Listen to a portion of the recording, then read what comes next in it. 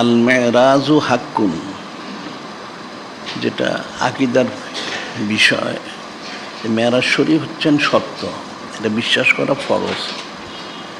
কেউ যদি বিশ্বাস না করে সে ইমানদার থাকতে পারবে না। কারণ মহাসম্মানিত মহাপবিত্র কিতাব কালামুল্লাহ শরীফ, মহাসম্মানিত হাদিস শরীফ, ওনাদের মাধ্যম দিয়ে বিষয়টা প্রমাণিত। যিনি খালিক, যিনি মালিক, যিনি রব সাধন করেন।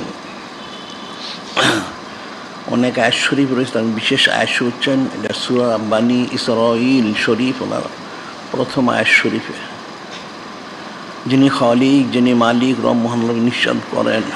সুবহানাল্লাযী আসরা বিআবদিহি লাইলাম মিনাল মাসজিদিল হারাম ইলাল মাসজিদিল আকসা আল্লাযী বারাকনা হাওলাহু লিনুরিয়াহু মিন আয়াতিনা ইন্নাহু হুয়াস সামিউল বাসীর।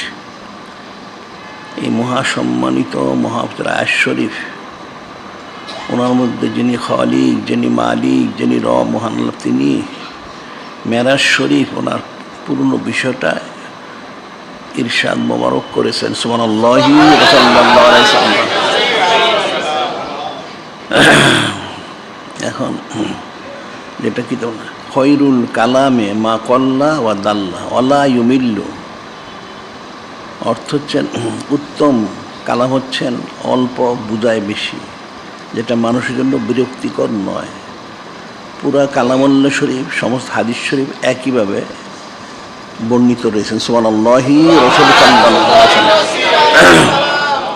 এখন এখানে এই সূরা বানী ইসরাঈল শরীফের প্রথম আয়াত শরীফ বলা হচ্ছে, সহজ সরল অর্থ হচ্ছেন সে মহান আল্লাহ পাক, সুবহান আল্লাযী, সে মহান আল্লাহ পাক ওনার হাবিব মাহবুব আসরা বিআবদিহি বিহাবিবিহি মাহবুবিহি, ওনার হাবিব মাহবুব নূরে মুজাসসাম হাবিবুল্লাহ হুজুর পাক সাল্লাল্লাহু আলাইহি ওয়াসাল্লামকে ভ্রমণ করেছেন রাত্রে।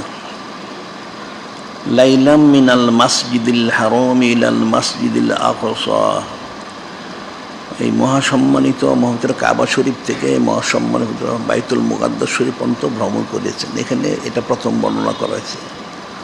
সুবহানাল্লাযী আসরা বিআবদিহি লাইলাম মিনাল মাসজিদিল হারাম ইলাল মাসজিদিল আকসা, সে মসজিদুল আকসা শরীফের বর্ণনা আল্লাহ দিচ্ছেন। আল্লাযী বারাকনা হাওলাহু লিনুরিয়াহু মিন আয়াতিনা, বারাকনা হাওলাহু, বারাকনা হাওলাহু, যে মসজিদুল আকসা শরীফ তার আশপাশ বরকতময়। সুবহানাল্লাহি। এবং এরপর আবার বলেছেন লিনুরিয়াহু মিন আয়াতিনা, আমার নিদর্শন ওনাকে দেখানোর জন্য, প্রদর্শন করার জন্য আমি এই মেরাজ শরীফ এই সম্পাদন করেছি। ইন্নাহু হুয়াস সামিউল বাসীর, নিশ্চয় যিনি খালিক, যিনি মালিক আল্লাহ, তিনি সব শোনেন, সব দেখেন। সুবহানাল্লাহি। এখন এখানে আকীদার একটা মাসালা রয়েছে, সেটা হলো কিছু লোক বলে থাকে কাবা শরীফ থেকে বাইতুল মুকাদ্দাস শরীফ পর্যন্ত বিশ্বাস করে হচ্ছে ফরজ, বাকিটা বিশ্বাস না করলে সে বেদাতি হবে, কাফের হবে না, নাউজুবিল্লাহ। এখন যদি সে বাকিটা বিশ্বাস না করে তাহলে সে সালাত পেল কোথায়? নামাজ। নামাজ তো বাইতুল মুকাদ্দাস শরীফ ফরজ হয়নি, আর সে আজমে ফরজ হয়েছে। তো সেখানে গেছে লিনুরিয়াহু,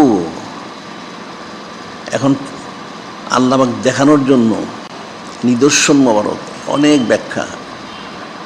সেখানে আরশে আজিমেই সালাত অর্থাৎ নামাজ ফরজ করা হয়েছে। এটা যে বিশ্বাস কেউ না করে সে কাফের হবে, আকীদাটা অশুদ্ধ, নাউজুবিল্লাহ। কাজী কাবা শরীফ থেকে বাইতুল মুকাদ্দাস শরীফ পর্যন্ত সরাসরি বর্ণনা, আর বাকিটা হচ্ছেন আল্লাহ পাক এটা ইশারা করেছেন, ইঙ্গিত করেছেন, সেটাও তিনি ওনাকে সেই আরশে আজিম শরীফে নিয়েছেন, সেখানে দিদার মোবারক দিয়েছেন, এবং এই যে সমস্ত উম্মতের জন্য নেয়ামত প্রয়োজন সেগুলি তিনি সেদিন ঘোষণা করে দিয়েছেন। সুবহানাল্লাহি। এখন সূরা বনী ইসরাঈল শরীফ, এই সূরা শরীফ হচ্ছেন কোরআন শরীফের তরতিবে 17 নম্বর, আর নুজুলের তরতিব হচ্ছে 50 নম্বর, 50তম। 12খানা রুকু শরীফ, 111খানা আয়াত শরীফ, এর মধ্যে ভিতরে কিছু আলোচনা করা হয়েছে। এখন মেরাজ শরীফ, এটা সত্য বিশ্বাস করতে হবে। এটা হচ্ছে আরেক দিক থেকে বলা হয় ওয়া রাফা'না লাকা যিকরাক, যিনি খালিক, যিনি মালিক, যিনি রব হলো, তিনি ইচ্ছানো করেন যে আমি আপনার আলোচনা মোবারক সম্মানর বুলন্দ থেকে বুলন্দতর করেছি। সুবহানাল্লাহি। যেটা হাদিস শরীফে বর্ণনা করা হয়েছে, আনজাদ আবি সাইদিন খুদরি রাদিয়াল্লাহু আন্না রাসূল সাল্লাল্লাহু আলাইহি আতানি হযরত জিবরিল আলাইহিস সালাম ফাকালা ইন্না রাব্বি রাব্বাকা ইয়াকুলু কাইফা রাফাতু লাকা যিকরাক ক্বালা আল্লাহু আ'লামু ক্বালা ইযা যুকিরতু যুকিরতা মাই। এই হাদিস শরীফ ওনার মধ্যে হযরত আবু সাঈদ খুদরি রাদিয়াল্লাহু আনহু তিনি বর্ণনা করতেছেন, নূরে মুজাসসাম হাবিবুল্লাহ হুজুর পাক সাল্লাল্লাহু আলাইহি ওয়াসাল্লাম তিনি ইরশাদ করেন,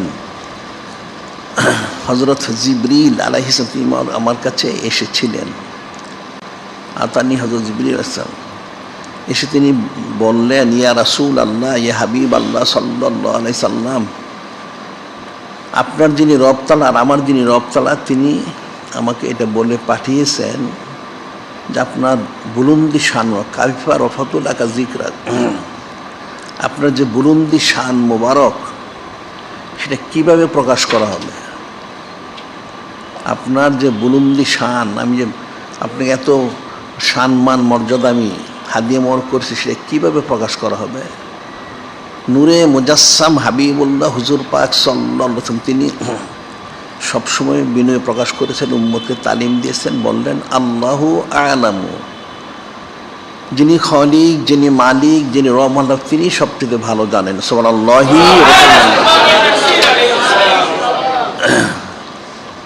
এখন এখানে দুইটা বিষয়, একটা হলো যিনি খালিক, যিনি মালিক, যিনি রব আল্লাহ, তিনি তো সব জানেন, সে জেনেই তো পাঠিয়েছেন যে নূরে মুজাসসাম হাবিবুল্লাহ হুজুর পাক সাল্লাল্লাহু আলাইহি ওয়াসাল্লামের কাছে। তিনি এটাও জানেন যে ওনার হাবিব মাহবুব নূরে মুজাসসাম হাবিবুল্লাহ হুজুর পাক সাল্লাল্লাহু আলাইহি ওয়াসাল্লাম, তিনিও এটা জানেন কীভাবে ওনার বুলন্দি শান প্রকাশ করতে হবে। সুবহানাল্লাহি। এখন এটা নূরে মুজাসসাম হাবিবুল্লাহ হুজুর পাক সাল্লাল্লাহু আলাইহি ওয়াসাল্লাম তিনি বলতে পারতেন। এটা উম্মতদেরকে সৃষ্টিকে আদব শিক্ষা দিলেন, বিনয় শিক্ষা দিলেন, কারণ যিনি খালিক, যিনি মালিক আল্লাহ, তিনি তো সবচেয়ে ভালো জানেন। তিনি যেভাবে পছন্দ করেন, ইচ্ছা করেন, সেভাবে যেন করেন। তখন যিনি খালিক, যিনি মালিক রব ভালো, তিনি ইসলাম করলেন ইদা যুকিরতু যুকিরতা মাই, ঠিক আছে, তাহলে যেখানে আমার আলোচনা মোবারক করাবে সেখানে আপনারও আলোচনা মোবারক করাবে। সুবহানাল্লাহি। এখন এর তো অনেক ব্যাখ্যা, সংক্ষেপে হচ্ছে কালেমা শরীফ। এই কালেমা শরীফের মধ্যে এক কাতারের মধ্যে লা ইলাহা ইল্লাল্লাহ, এখানে যিনি খালিক, যিনি মালিক, যিনি রব, ওনার সিফত খুসুস বর্ণনা করে, তিনি ছাড়া কেউ ইলাহ নেই, রব তারা নেই। এর বলে দিলেন মুহাম্মাদুর রাসূলুল্লাহ সাল্লাল্লাহু আলাইহি সাল্লাম, এটা হচ্ছে নূরে মুজাসসাম হাবিবুল্লাহ হুজুর পাক সাল্লাল্লাহু আলাইহি ওনার সিফত মোবারক, উনি ছাড়া আর কেউ রসুল সাল্লাল্লাহু আলাইহি ওয়াসাল্লাম নেই। সুবহানাল্লাহ। সাল্লাল্লাহু আলাইহি তাহলে যেখানে যিনি খালিক, যিনি মালিক রব মহল্লা ওনার আলোচনা করা হবে, সেখানে নূরে মুজাসসাম হাবিবুল্লাহ হুজুর পাক সাল্লাল্লাহু আলাইহি ওনার আলোচনা করা হবে। এরপরে বলতেছেন কুল্লু ইয়াউমিন হুয়া ফী শান, কুল্লু ইয়াউমিন হুয়া ফী শান, যিনি খালিক, যিনি মালিক, যিনি রব মহল্লা, তিনি এক এক সময় এক এক শান মোবারকে থাকেন। এটা এক নম্বর বা খাস সিফত হচ্ছেন যিনি খালিক, যিনি মালিক রব মহল্লা ওনার। এরপরে নূরে মুজাসসাম হাবিবুল্লাহ হুজুর পাক সাল্লাল্লাহু আলাইহি ওয়াসাল্লাম ওনারও। সুবহানাল্লাহ। তিনিও এক এক সময় এক এক শান মোবারকে থাকেন। এখন এই যে বিষয়গুলি মেরাজ শরীফ এটা একটা শান মুবারক, অনেক লম্বা বিষয়, সংক্ষেপ বোঝার জন্য এটা একটা শান মুবারক। এখন মেরাজ শরীফ বিশ্বাস করা ফরজে আইন। তাহলে মেরাজ শরীফ কোথায় হয়েছেন, কোথা থেকে হয়েছেন, কবে হয়েছেন, কোন বছর, কোন মাস, কোন দিন, কোন তারিখ, কোন বার, কখন, কোন সময়, এই যে বিষয়টা একটা ফিকিরের বিষয়। যে আল্লাহ পাক যে কোরআন শরীফে বললেন এখানে লিনুরিয়াহু মিন আয়াতিনা, এই বিষয়টা সূক্ষ্ম একটা বিষয়, এটা ফিকিরের বিষয়। কারণ নিদর্শন মোবারক ওনাকে দেখানোর জন্য নিয়ে গেছেন, সেই নিদর্শনটা কি, এটাও অনেক ফিকিরের বিষয়। এখন মেরাজ শরীফ যে সংগঠিত হয়েছেন সেটা হচ্ছে মক্কা শরীফ, এবং সেটা হজরত উম্মে হানি রাদিয়াল্লাহু তাআলা আনহা ওনার হুজরা শরীফ থেকেই হয়েছে। তিনি হচ্ছেন হজরত ইমামুল আউয়াল হজরত কাররামাল্লাহু ওয়াজহাহু আলাইহিস সালাম, ওনার বোন ছিলেন।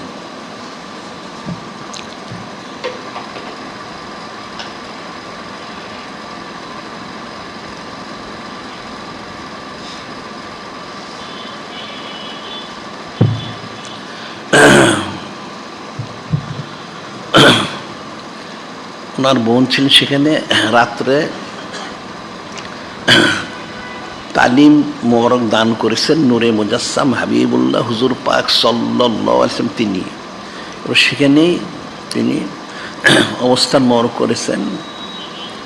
তাই রাত্রে সেখানে যখন অবস্থান করতেছিলেন, ওনার দুই পাশে দুইজন ছিলেন, হজরত সৈয়দুস শুহাদা হজরত হামজা আলাইহিস সালাম এবং হজরত জাফর আলাইহিস সালাম দুই পাশে ছিলেন। সেখান থেকে হাতিম, সেখান থেকে এই মেরাজ শরীফ সংগঠিত হয়েছে। এখন মেরাজ শরীফটা দুই ভাগে বিভক্ত। একটা হচ্ছে যেটা বলা হচ্ছে আসরা বে আবদিহি, ইসরা। ইসরা অর্থ হলো রাত্রের ভ্রমণ। তাই রাত্রের ভ্রমণটা হচ্ছে ইসরা, যেটা বলা হয় সেটা হলো কাবা শরীফ থেকে বাইতুল মুকাদ্দাস শরীফ পর্যন্ত ভ্রমণটাকে বলা হচ্ছে ইসরা। এটার কারণে অনেকে বিভ্রান্ত হয়েছে যে সুবহানাল্লাযী আসরা বিআবদিহি লাইলাম মিনাল মাসজিদিল হারাম ইলাল মাসজিদিল আকসা। আল্লাহ স্পষ্ট বলতেছেন যে আমি আমার হাবিব মাহবুব নূরে মুজাসসাম হাবিবুল্লাহ হুজুর পাক সাল্লাল্লাহু আলাইহি ওয়াসাল্লামকে রাত্রিতে আমি ভ্রমণ করেছি। রাত্রে ভ্রমণকে বলা হয় ইসরা। এই মহাসম্মানিত কাবা শরীফ থেকে বাইতুল মুকাদ্দাস পর্যন্ত। এরপরে যেটা বাইতুল মুকাদ্দাস শরীফ থেকে নুরিয়াহু নিয়ামত নিদর্শন প্রদর্শন করার জন্য নিয়ে গেলেন, সেটা হচ্ছে বাইতুল মুকাদ্দাস শরীফ থেকে যে আরশে আজিম পর্যন্ত যাওয়া, সেটা হচ্ছে বলা হয় সেটাকে মেরাজ। এমনি মেরাজ শব্দের অর্থ হচ্ছে সিঁড়ি, যদিও সরাসরি মেরাজ শব্দটা কোরআন শরীফে নেই, হাদিস শরীফে আছে। মেরাজ সিঁড়ি, উদাহরণ আরাদা ইয়ারুজু, এটা এলমে তাসফের পরিভাষায় বলা হয় উরুজ নুজুল। এলমে তাসফের পরিভাষা মানুষ যখন সবক জিকির ফিকির করে তার উরুজ হয়, নুজুল হয়, অর্থাৎ উদাহরণ। রুহানিভাবে সে উদাহরণ করতে করতে রুহানিভাবে যিনি খলিক, যিনি মালিক মহাল্লা পাক ওনার সাথে সাক্ষাৎ করে, আবার সে প্রত্যাবর্তন করে, উরুজ এবং নুজুল। তো মেরাজ শরীফ হচ্ছেন উদাহরণ, সেটা হচ্ছেন বাইতুল মুকাদ্দাস শরীফ থেকে। আর এর আগে হচ্ছে ইসরা, বাইতুল মুকাদ্দাস পর্যন্ত। তো সেটাই বলা হচ্ছে সেই কাবা শরীফ অর্থাৎ মক্কা শরীফে হজরত উম্মে হানি রাদিয়াল্লাহু তাআলা ওনার হুজরা শরীফ থেকে শুরু হয়েছে। আর সেটা হচ্ছেন কবে? দুনিয়াবী দৃষ্টিতে নূরে মুজাসসাম হাবিবুল্লাহ হুজুর পাক সাল্লাল্লাহু আলাইহি ওয়াসাল্লাম ওনার বয়স যখন 51তম চলতেছেন, 50তম বৎসরও ছিলেন আমুল হুজন, নাম ধরে চিন্তার বৎসর। এর পরবর্তী বৎসর 51 বৎসর। এটা কোন মাসে হয়েছে? এটা হচ্ছে এই রজবুল হারাম শরীফ, রজবুল হারাম শরীফ মাসে। এবং কোন তারিখ হয়েছে? এটা 27 তারিখ। এটা কিতাবে বর্ণিত রয়েছে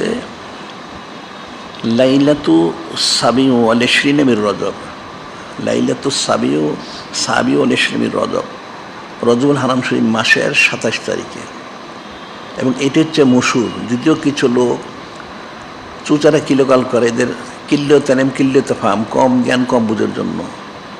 এটা হজরত আব্দুল হক মুহাদ্দিস দেহলভী রহমতুল্লাহ, যিনি এই পাক ভারতের মধ্যে বিশিষ্ট বুজুর্গ ওলি আল্লাহ, অনেক বড় আলেম। তিনি শতাধিক কিতাবাদি রচনা করেছেন।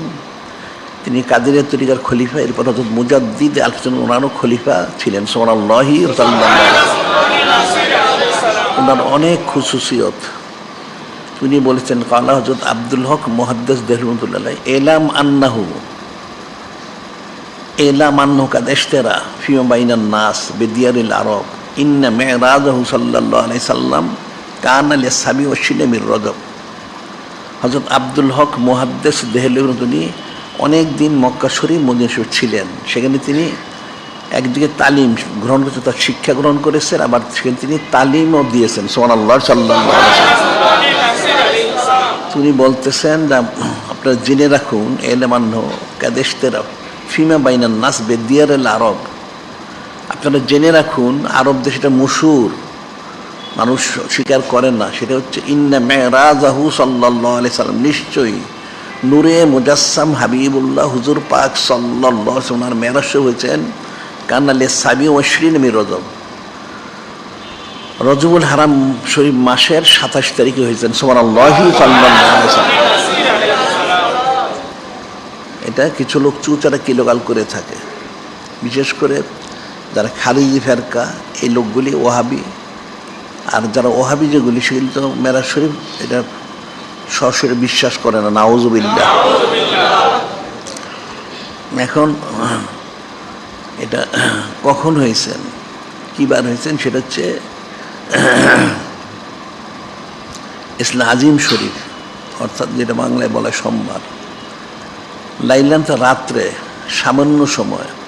আসলে মেরাজ শরীফ যে সংগঠিত হয়েছেন, এখানে কিন্তু কোনো সময় ব্যয় হয়নি। যিনি খলিক, যিনি মালিক, রহমান ওনার হাবিব মাহবুব নূরে মুজাসসাম হাবিবুল্লাহ হুজুর পাক সাল্লাল্লাহু আলাইহি ওয়াসাল্লাম যে নিয়েছেন, কোনো সময় ব্যয় হয়নি। এখন দুনিয়াবী দৃষ্টিতে যে সময়টা ধরা হয় যে কত সময় ব্যয়, তাহলে সেটা বলা হচ্ছে 27 বৎসর হবে, কিন্তু সময় কিন্তু একটা ব্যয় হয়নি। সময়ের চেয়ে দ্রুত গতিতেই তিনি সেখানে তাশরীফ নিয়েছেন, আবার জমিনে প্রত্যাবর্তন করেছেন। সুবহানাল্লাহ সাল্লাল্লাহু আলাইহি ওয়াসাল্লাম। এখন এই বিষয়টা হচ্ছে একটা সূক্ষ্ম বিষয়, যে নূরে মুজাসসাম হাবিবুল্লাহ হুজুর পাক সাল্লাল্লাহু আলাইহি ওয়াসাল্লাম যে খুসুসিয়ত, মানে যে রফানা লাকা যিকরা, মানে বুলন্দি শান মুবারক, এটা একটা বহিঃপ্রকাশ। আরেকটা হচ্ছে এটা সশরীরে। কিছু বাতিল ফেরকা আছে, যেহেতু ওহাবিরা যারা লামাজাবি, এরা কিন্তু এটা সশরীরে বিশ্বাস করে না, নাউজুবিল্লাহ। এখন যদি স্বপ্নই বলা হয়, তাহলে স্বপ্ন বললে এটা নিয়ে তো ইখতিলাফ করার কিছু নাই। অনেক উম্মত স্বপ্নে দেখে, যেমন বলা হচ্ছে হযরত ইমামে আজম আবু হানিফা রহমতুল্লাহ আলাইহি, ইমাম হাম্বলি রহমতুল্লাহ আলাইহি, হাম্বলি ইমাম, ওনারা নিজেরাই বলেছেন আমরা যিনি খলিক, যিনি মালিক, রহমান রহিম, আমরা স্বপ্নে 100বার সাক্ষাৎ লাভ করেছি। সুবহানাল্লাহ। তাহলে স্বপ্ন নিতে কোনো সমস্যা থাকার কথা ছিল না। তারপর অনেক লোকের অনেক বক্তব্যের কারণে মানুষ বিভ্রান্ত। যেমন আরেকটা বলা হচ্ছে আল্লামা সারানী রহমতুল্লাহ আলাইহি, ওনার একটা বক্তব্য রয়েছে এরকম।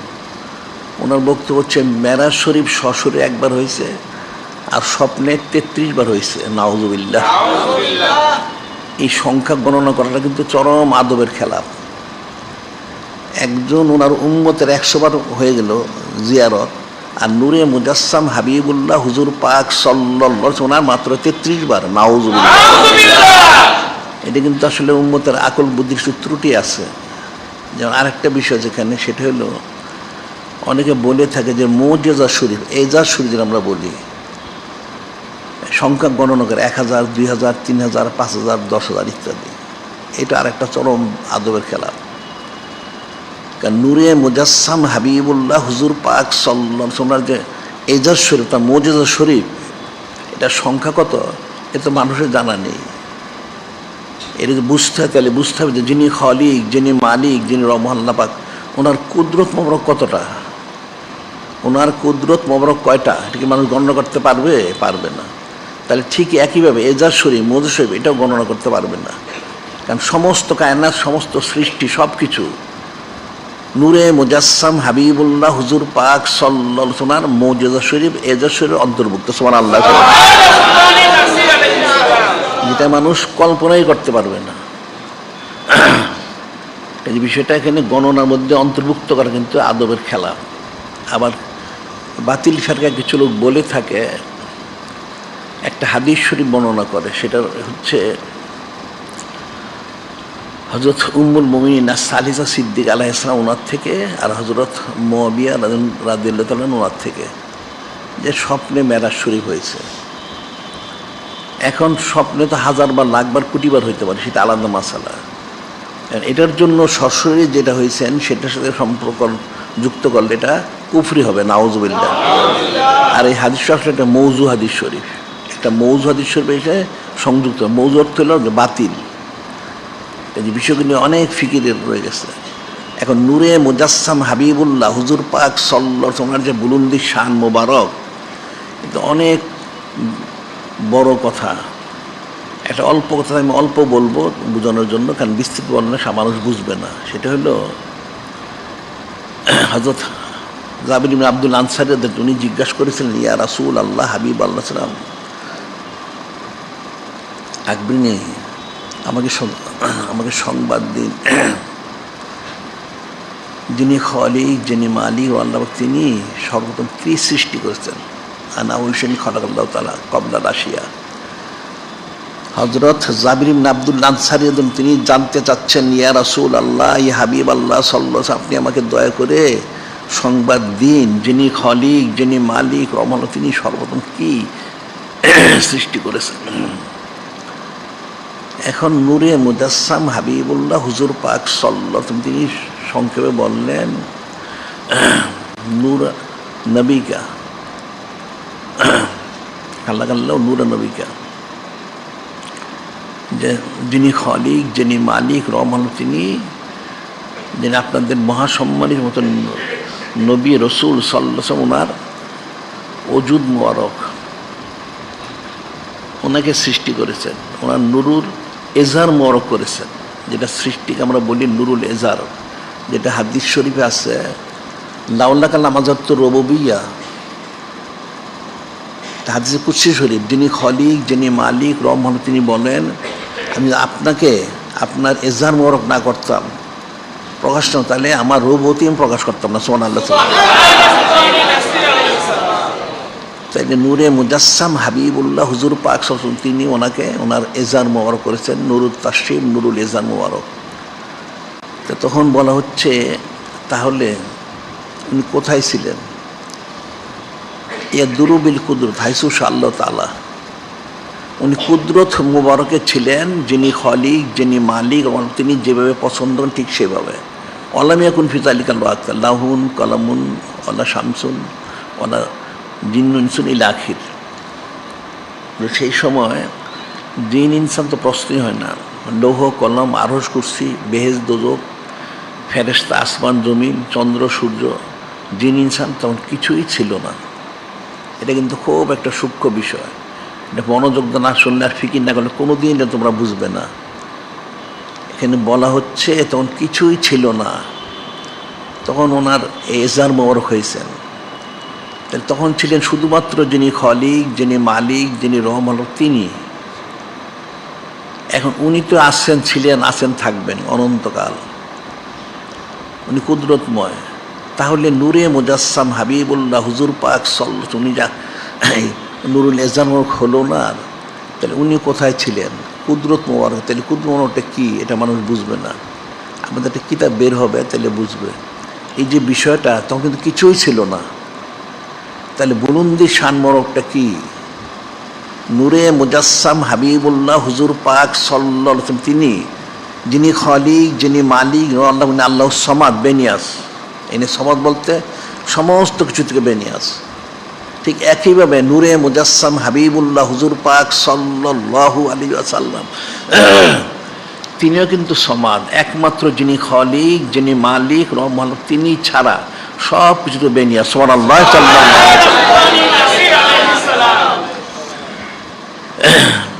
তখন ওনাকে যখন কুদ্দুস মোবারক ছিলেন, তাহলে তার কেউ ছিল না। তো সেটাই বলা হয় যে নূরে মুজাসসাম হাবিবুল্লাহ হুজুর পাক সাল্লাল্লাহু আলাইহি ওয়াসাল্লাম, সহজে বোঝার জন্য উনি যিনি খলিক, যিনি মালিক, রহমার দিদান মোবারকে, জিয়ারত মোবারকে, সৌদ মোবারকে তিনি ছিলেন শুরুতে, এখন আছেন, অনন্তকাল থাকবেন। সুবহানাল্লাহ, সাল্লাল্লাহু আলাইহি ওয়াসাল্লাম। এখন এটা যদি হয় তাহলে যে মেরাজ শরীফ যে সংগৃহীত হলো, আল্লাহ পাক নিয়ে গেলেন ওনাকে, কি দেখাবেন তাইলে? উনি তো 24 ঘন্টা দিদার মোবারকে আছেন। সুবহানাল্লাহ, সাল্লাল্লাহু আলাইহি ওয়াসাল্লাম। এটা হচ্ছে সৃষ্টিকে বুঝাইলেন যে ওনার শান মোবারকটা কতটুকু, মানুষ এটা জানে না, বুঝবে না কেউ। এই কুদরত মোবারক কেউ জানে না, কেউ বুঝে না, এটা বুঝবে না কেউ। সেই জন্য প্রকাশ্যভাবে নিয়ে গেলেন যাতে সৃষ্টি সমস্ত কায়নাত বুঝতে পারে যে নূরে মুজাসসাম হাবিবুল্লাহ হুজুর পাক সাল্লাল্লাহু আলাইহি ওয়াসাল্লাম শান মোবারক কতটুকু। এটা অত্যন্ত সূক্ষ্ম ফিকিরের বিষয়। এই যে লে নুরিয়াহু মিন আয়াতিনা, এটা একটা ফিকিরের বিষয়। এটা আয়াতে মুতাশাবিহা, যে কোরআন শরীফ আল্লাহ বর্ণনা করেছেন। কোরআন শরীফ কয় প্রকার নাজিল হয়েছে, সূরা আয়াত শরীফগুলি।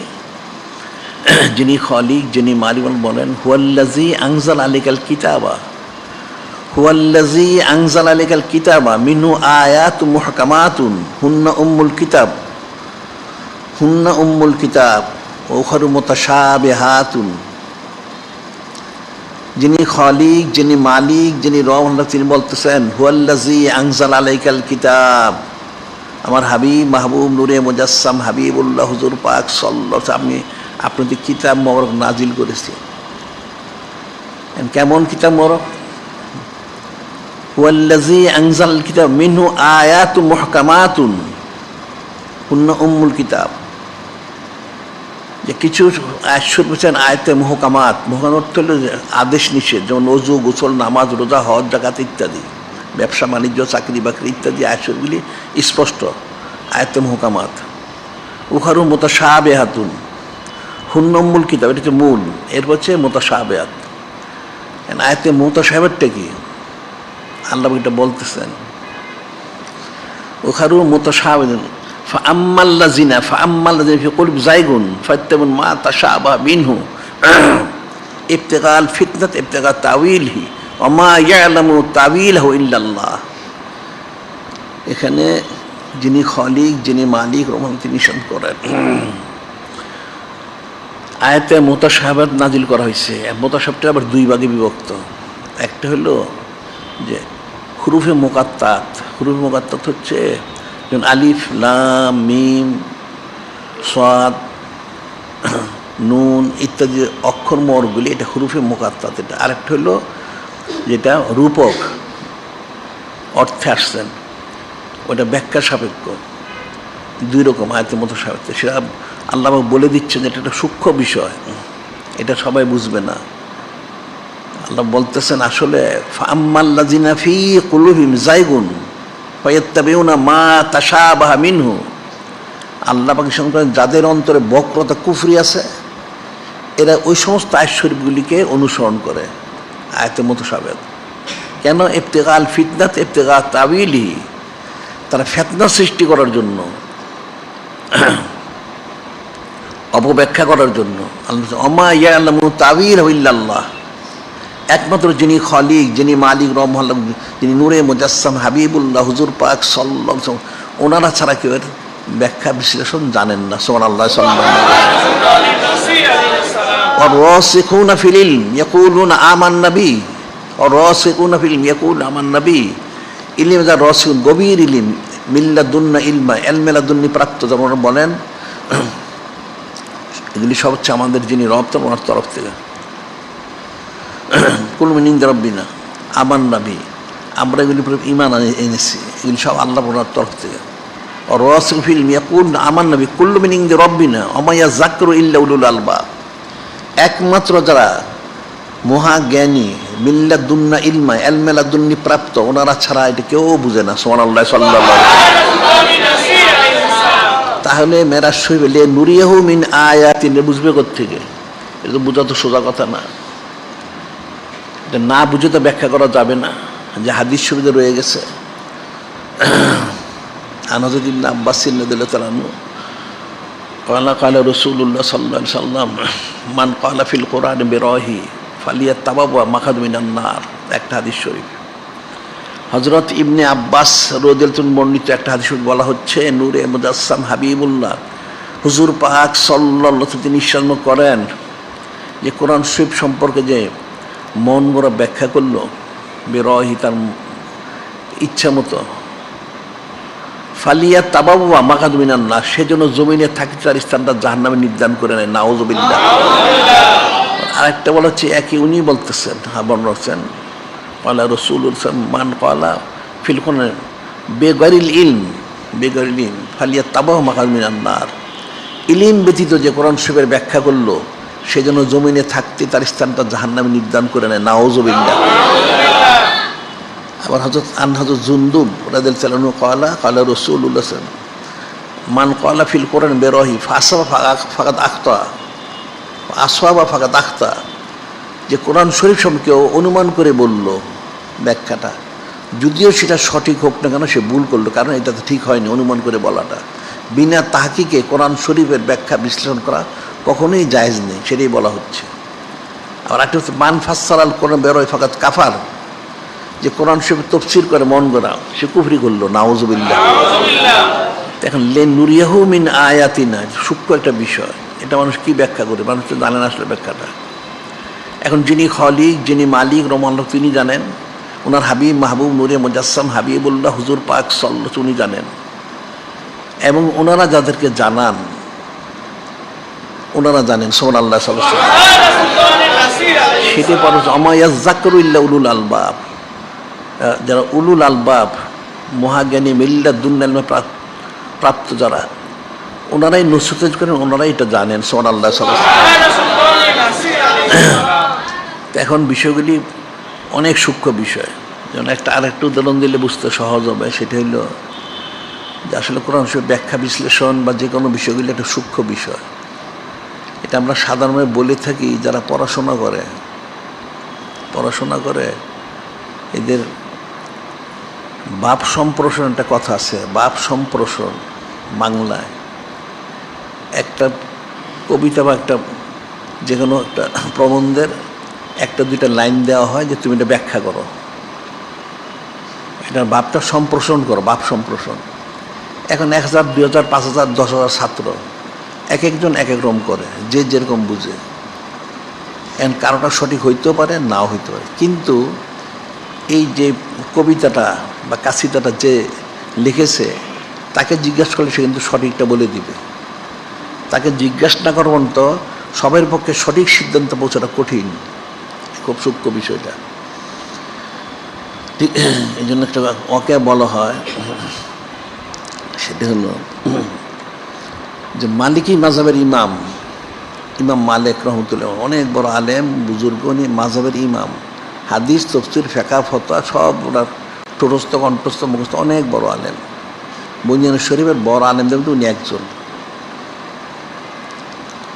উনি অনেকবার হজ করেছেন, কিন্তু যখন বয়স অনেক হয়ে গেল, এটা মুক্তালি বর্ণনী 93 হিজরি বা 55 হিজরি ওনার বেলাদুস শরীফ, 179 হিজরিতে ওনার বিসাল 179 হিজরি।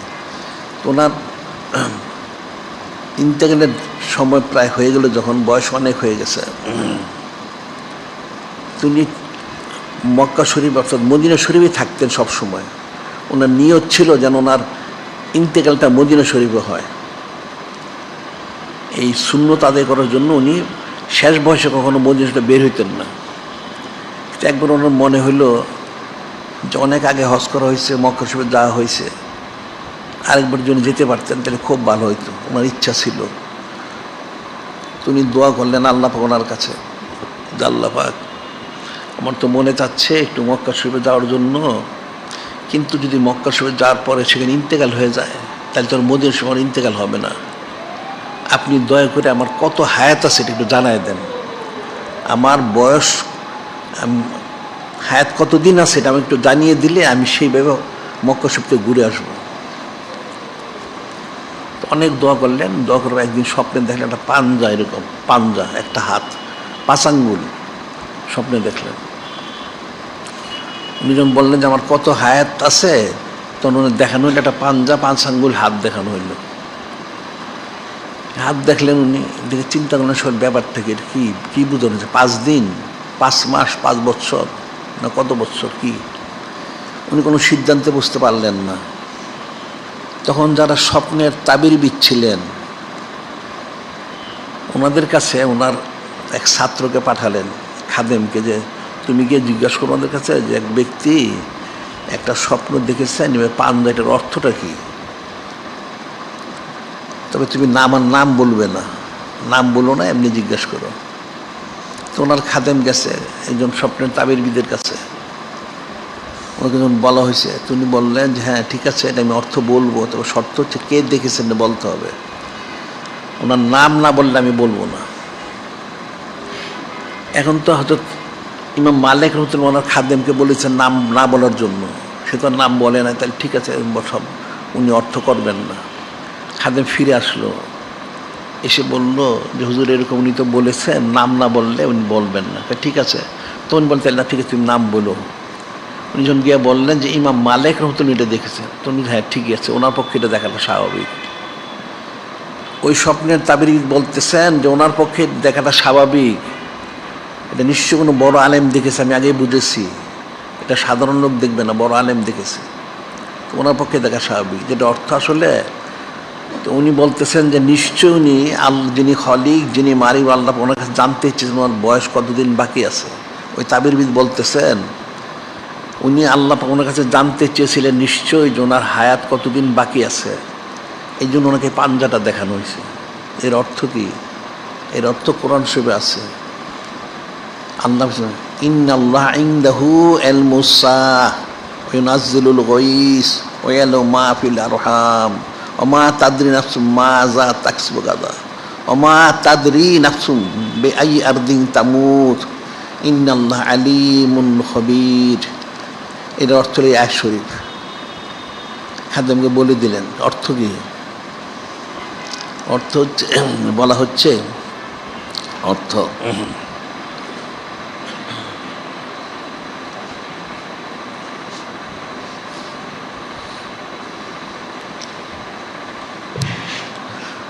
ইন্নাল্লাহা ইনদাহু ইলমুস সাআহ, অর্থ হইল নিশ্চয় ইলমুস সাআহ অর্থাৎ কিয়ামত। কিয়ামত কখন হবে সেটা ইলমটা আল্লাহ ওনার কাছে আছে। ইউনাজ্জিলুল গায়স, কখন বৃষ্টি হবে সেটা আল্লাহ পাক জানেন, এটা মানুষ জানে না।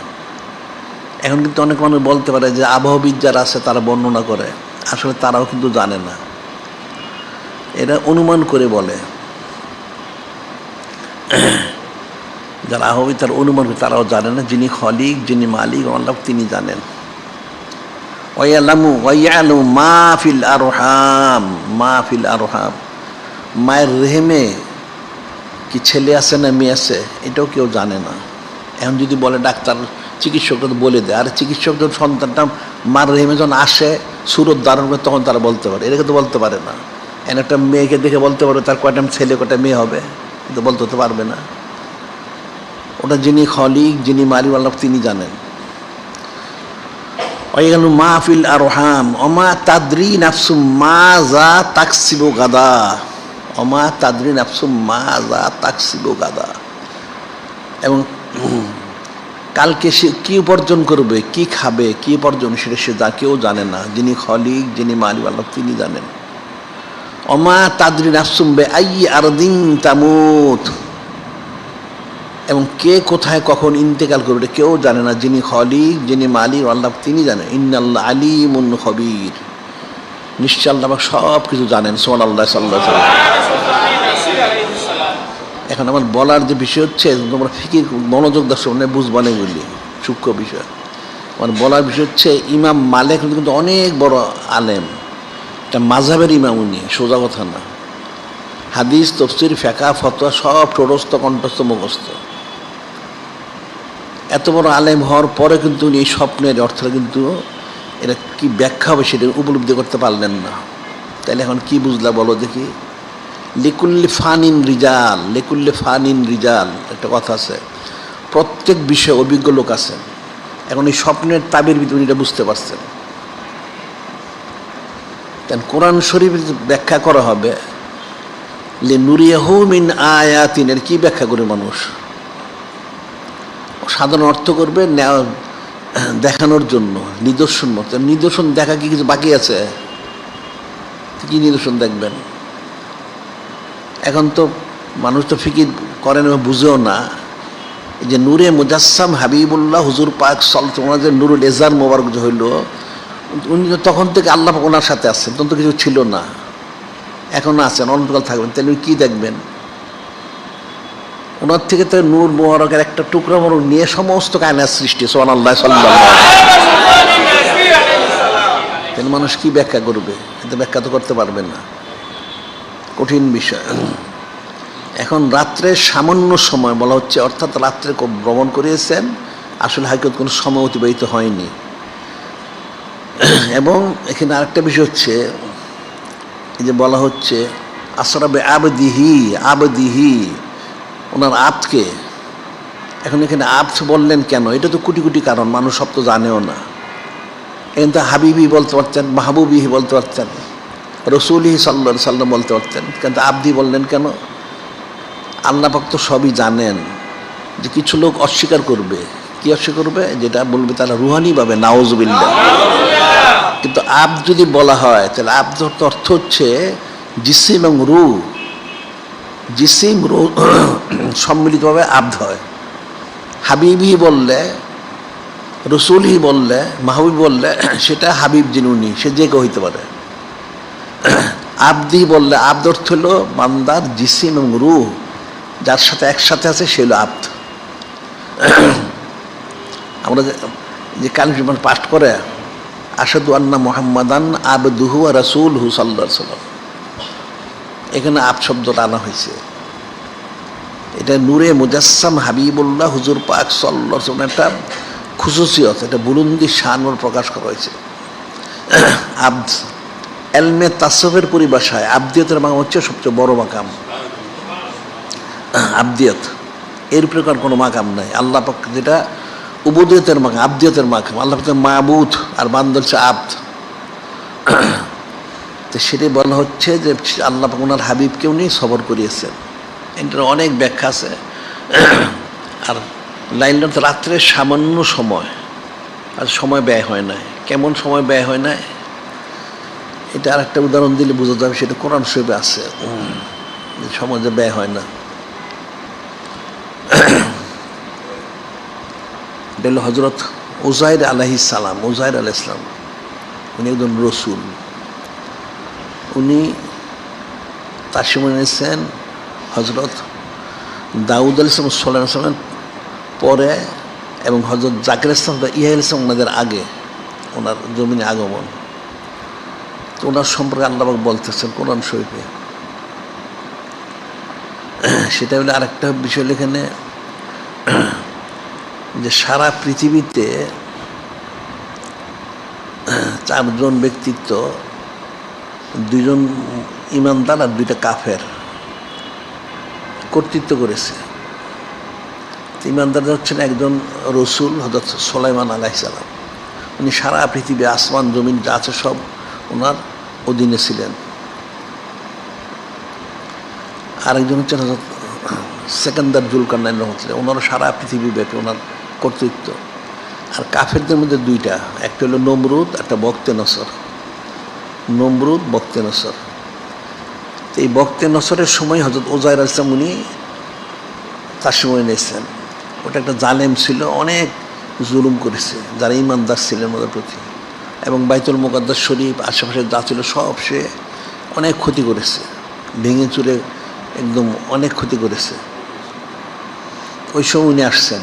তো ওনার বলা হচ্ছে, আল্লাহ পাক হযরত উযাইর বললেন, আপনি দেখে আসেন যে এই যে কাফেরটা এত ক্ষতি করলে এটা কী করে আবাদ করা যায়। ওটি কোন আওকাল্লাজি মাররা আল্লাহ করিয়াতিন ও খওয়াইতুন আলা উরুশিহা। আল্লাহ পাক বলতেছেন ওই যে ব্যক্তি অর্থাৎ ওজাইর ইসলাম, আওকাল্লাজি মাররা আলা করিয়াতিন হুয়া খওয়াইতুন আলা উরুশিহা। উনি যে সফরে গেলেন, দেখতে গেলেন, গিয়ে দেখলেন সমস্ত বাড়ির ছাদগুলি ভেঙে পড়ে গেছে, বিরান হয়ে গেছে, পুরা শহরটা বাইতুল মুকাদ্দাস শরীফটা বিরান হয়ে গেছে, সব ভেঙে একাকার করে দিছে। ক্বালা আন্না ইউহয়ি হাযিহিল্লাহু বা'দা মাউতিহা। এমন সে ক্ষতি করেছে যে কল্পনাতীত বিষয়। হযরত ওজাইর ইসলাম বলতেছেন ক্বালা আন্না ইউহয়ি হাযিহিল্লাহু বা'দা মাউতিহা। এইভাবে এত ধ্বংস করা হয়েছে, বিরান করা হয়েছে, এটা কী করে আল্লাহ পাক এটা আবাদ করবেন? কঠিন সময়ের ব্যাপার, এটা কঠিন বিষয়, সময়ের ব্যাপার, এটা আবাদ করতে হইলে। উনি এটা বলেছেন দেখতে গিয়ে। এরপরে উনি সফর করতে এক স্থানে গেছেন, সেখানে ওই শহরের মধ্যে সকালবেলা কিন্তু বিশ্রামের জন্য একটা স্থান খুঁজলেন, কিন্তু কোনো স্থান তেমন তো নাই। একটা ভাঙাচুরা বাড়ি আছে, একটা কোনো রকম একটা ছাদটা কিছুটা ছিল, ওটার নিচে তিনি গিয়ে বিশ্রাম নিলেন। ওনার একটা গাদায় চড়ে গেছেন, গাদায় চড়ে তো বিশ্রাম নিবেন। ওনার হাতে কিছু খাবারও ছিল, নাস্তা, আঙ্গুর, তিন আর কিছু রুটি। তো উনি মনে মনে চিন্তা করলেন যে ঠিক আছে, আমার শহরটা তো অনেক দেখা হয়েছে, আর কিছু বাকি আছে, এটা দেখতে হবে। এটা দেখে যিনি খলিক, যিনি মালিক, ওনাকে জানাইতে হবে এটা কীভাবে আবাদ করা যেতে পারে। তো এই জন্য উনি বলেন তাহলে একটু বিশ্রাম নিয়ে তারপরে যাবেন। তো বিশ্রাম নিতে নাস্তা খাইতে হবে। তো উনি ওনার আঙ্গুরগুলিকে রস করলেন, করে ওই রুটিগুলি একটু শুকনা ছিল, এটা মধ্যে ভিজাই দিলেন। যেগুলি ভিজলে কিছুক্ষণ পরে নরম হবে, তাহলে খাইতে সুবিধা হবে। তিনটা আলাদা এনে রেখে উনি বিশ্রাম একটু শুইলেন, শুয়ে উনি ঘুমায় গেলেন। তো সেটা আল্লাহ বলতেছে, উনি যেটা বলে গিয়ে বিশ্রাম নিলেন, আমাতাহুল্লাহু মিআতা আমিন সুম্মা বাআসাহু। উনি 100 বছর ঘুমায় থাকলেন। সুবহানাল্লাহ সাল্লাল্লাহু আলাইহি ওয়াসাল্লাম। ওনাকে আল্লাহ 100 বছর ঘুম পাড়ায় রাখলেন। উনি একটু উঠলেন, বাসো ফাকালা কাম লাবিস্তা, কাল লাবিস্তু ইয়ামান আও বা'দা ইয়ামিন। তখন যিনি খলিক, যিনি মালিক, আল্লাহ বললেন, হ্যাঁ তো আপনার ঘুম ভেঙেছে, আপনি কতক্ষণ ঘুমিয়েছিলেন? আল্লাহ পাক সম্ভবত একদিন বা অর্ধদিন। উনি সকালে ঘুমাইছেন, সন্ধ্যা প্রায়, তাহলে একদিন বা অর্ধদিন হবে। কালা বা লাবিস্তা মিআতা আমিন। না, আপনি 100 বছর ঘুমিয়েছিলেন। সুবহানাল্লাহ সাল্লাল্লাহু আলাইহি ওয়াসাল্লাম। ফানজুর ইলা তুআমিকা শারাবিকা লাম ইয়াতাসান্না। ফানজুর ইলা তুআমিকা শারাবিকা লাম ইয়াতাসান্না। আপনি আপনার খাদ্যগুলি দেখেন, পানীয়গুলি দেখেন, একটুও নষ্ট হয় না। আপনার খাদ্য পানীয় আপনি যে ভিজিয়ে রেখেছিলেন রুটিগুলি আঙ্গুরের রসের মধ্যে, আর 3 ফল তো রেখেছেন পাশে, দেখেন আপনার খাদ্যগুলি আর পানীয়গুলি সব ঠিক আছে, একটু নষ্ট হয় না। অংজুর ইলা হিমারিকা, আপনার গাদাটার দিকে দেখেন। আপনি যে গাদাটা বেঁধে রেখেছিলেন, গাদাটা মরে কঙ্কাল হয়ে মাটিতে প্রায় মিশে গেছে, নাম কষ্টে কিছু হাড়গোড় আছে। অংজুর ইলা হিমারিকা বলে নাজালাকা আয়াতাল লিন্নাস, বলে নাজালাকা আয়াতাল লিন্নাস। অংজুর ইলা লিজাম কাইফা নুনশিজুহা সুম্মা নাকসুহা লাহমান। তখন আল্লাহ পাক বললেন যে আসলে তো আপনি 100 বছর ঘুমিয়েছিলেন, আপনার খাবার কিন্তু নষ্ট হয় না। আপনি গাদাটা দেখেন, গাদাটা মরে এটা নিশ্চিহ্ন হয়ে যাওয়ার কথা ছিল, কিন্তু আমি এটা আপনাকে আমি নিদর্শন মোবারক করবো, সেজন্য কিছুটা রেখেছি। এখন আপনি লক্ষ্য করেন, অংজুর ইলা লিজাম কাইফা নুনশিজুহা, আপনি গাদার হাড়গুলি দেখেন, হাড়গুলি যে পড়ে রয়েছে বিচ্ছিন্ন হয়ে কী করে সংযুক্ত করে জোড়া দিয়ে দেখেন। উনি দেখতে থাকলেন, হাড়গুলি আস্তে আস্তে উঠে উঠে জোড়া লাগতে থাকলো, জোড়া লাগতে একটা কঙ্কাল হয়ে গেল, গাদার কঙ্কাল। সুম্মা নাকসুহা লাহমান, সুম্মা নাকসুহা লাহমান। আমি এর মধ্যে গোস্ত পরিয়ে দিব। আস্তে আস্তে গোস্ত পরাই দিলেন, গাদার পূর্ণ জিন্দা হয়ে গাদার ডাকা শুরু করলো। সুবহানাল্লাহ সাল্লাল্লাহু আলাইহি ওয়াসাল্লাম। ফালাম্মা তাবায়্যানা লাহু, ফালাম্মা তাবায়্যানা লাহু, আল্লাহ যেটা স্পষ্ট করে দিলেন যে দেখেন আমি এই মুর্দা গাদাটাকে 100 বছর হয়ে গেছে, মারা গেছে, এটা আবার জিন্দা করে দিলাম। উনি বলেন কালা আলম আন্নাল্লাহ আলা কুল্লি শাইইন কাদির, হ্যাঁ আমি জানি আল্লাহ পাক সর্ববিষয়ে সর্বসময় সর্বক্ষমতাবান। সুবহানাল্লাহ। এখন বলার বিষয় হচ্ছে হযরত উযায়ের আলাইহিস সালাম 100 বছর ঘুমিয়ে থাকলেন, খাদ্যগুলি কিন্তু নষ্ট হয় নাই, ওনার প্রতি কিন্তু সময় অতিবাহিত হয় নাই, গাধাটা কঙ্কাল হয়েছে, এটা জিন্দা করা হলো। এখন উনি এরপরে যখন গাধা সুস্থ হয়ে গেল, উনি গাধায় চড়ে এখন রওনা হলেন দেখার জন্য। এখন দেখার জন্য বের হয়েছেন, বেরোয় দেখেন সব আবাদ হয়ে গেছে, 100 বছর সব আগের মতো সব আবাদ হয়ে গেছে। তুমি চিন্তা করলেন এটা বাড়িতে যাই একটু, ঠিক আছে। উনি মনে বাড়িতে আসলেন, এসে বাড়িতে কোনো লোকজন নাই, একটা বাদী ওনার বাড়ির দরজার সামনে বসা আছে, অনেক বয়স। আসলে এই বাদীটা উনি যখন আসছিলেন ওনার বয়স ছিল 40। হযরত উযার আলাইহিস সালাম যখন বাড়ির থেকে বেরিয়ে আসছিলেন তখন ওনার বয়স মনে হচ্ছিল 40, আর ওনার এই বাদীর বয়স ছিল 20। এখন বাদীর 120 বছর হয়ে গেছে, বাদীটা অন্ধ হয়ে গেছে এবং অনেক দুর্বল হয়ে গেছে, সে চলাচল করতে পারে না। উনি গিয়ে দেখলেন বাদীটা বসা, উনি চিনতে পেরেছেন, যেহেতু নবী রসুল আলাইহিস সালাম তো সবই চিনেন, জানেন, বুঝেন। তুমি বাদীটাকে জিজ্ঞাসা করেন, আচ্ছা হযরত উযার আলাইহিস সালাম কোথায়, তুমি কি জানো? যখন এই কথা বলা হইল বাদীটা চমকে উঠলো, আপনি বলেন কি, আপনি কে? সে চোখে দেখেন না, আপনি কোথা থেকে আসছেন? হযরত উযার আলাইহিস সালাম তো অনেক আগে উনি গায়েব হয়ে গেছেন, প্রায় 100 বছরে দেবে। ওনার কথা তো কেউ জিজ্ঞাসা করে না কখনো, আপনি কোত্থেকে আসছেন, কেন জিজ্ঞাসা করতেছেন? ওই বাদীরা বলতে, সে তো চোখে দেখে না, চলাচল করতে পারে না। তখন হযরত উযার আলাইহিস সালাম বললেন যে আমি হযরত উযার আলাইহিস সালাম। সুবহানাল্লাহ। তখন বাদী বলল, আপনি যদি সত্যি হযরত উযার আলাইহিস সালাম হয়ে থাকেন তাহলে উনি তো একজন রসুল, উনি অন্ধ লোককে চক্ষু দিতে পারতেন, তাহলে আমার চক্ষুটা সুস্থ করে দেন। ওই বাদী বলল, বাদী তো অন্ধ হয়ে গেছে, হযরত উযার আলাইহিস সালাম তো রসুল, উনি অন্ধকে চক্ষু দিতে পারতেন, তাহলে আপনি আমার চক্ষুটা সুস্থ করে দেন। উনি তার চোখের উপরে হাতটা ঘুরাইলেন, সে তার চক্ষু সুস্থ হয়ে গেল। সুবহানাল্লাহ। তখন সে বাদী বলল যে সে সুস্থ চক্ষু দেখেন তো, সে তো অসুস্থ, চলাচল করতে পারে না, তাই আমাকে সুস্থ করে দেন। তুমি একটু দাঁড়াও। বলে সে সত্যি দাঁড়াইলো, সে একদম শক্তি সামর্থ্যবান হয়ে গেল। সুবহানাল্লাহ। তখন সে বাদীরা বলল, ঠিক আছে, আপনি সত্যি হযরত উযার আলাইহিস সালাম হয়ে থাকেন তাহলে আমি সবাইকে খবর দেই। ঠিক আছে, খবর দাও। ওনার ছেলের বয়স ছিল 20, ছেলে হয়ে গেছে 120 বছরের বৃদ্ধ হয়ে গেছে। ওনার ছেলের ঘরের ছেলে যারা, তারাও 70-80 বছর হয়ে গেছে, 90 বছর হয়ে গেছে। তার ছেলে পেলে তারাও 60-70 বছর হয়ে গেছে। ওনার নাতির ছেলে সবই ওনার চেয়ে বেশি বয়স্ক, ওনার বয়স কিন্তু 40-ই আছে। সুবহানাল্লাহ। সব লোকজন জমা হইল, জমা হয়ে বলল যে আপনি হযরত উযার আলাইহিস সালাম? হ্যাঁ।